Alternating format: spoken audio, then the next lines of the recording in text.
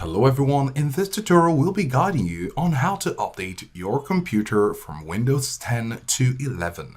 There are two options, and the first option is to go over to your settings right here in your Windows. So you're going to click on the Windows button and go to settings. Here you can see settings, click on it. If you don't find it here, you could of course search for settings, then click on it. Then under settings, you want to make sure that you're on the Windows Update tab. Now, once you're here, you can click on check for updates.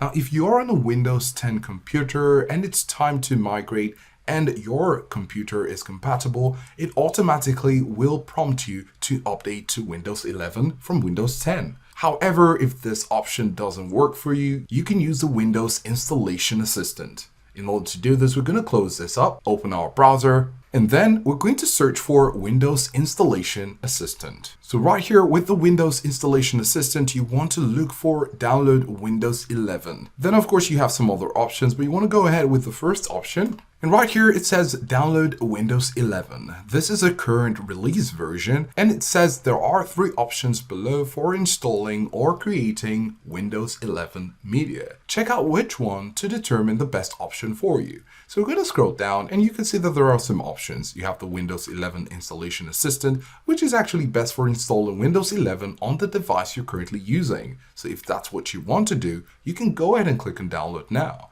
You also have two other options, such as creating Windows 11 installation media, which is great if you want to do this on a new or used PC.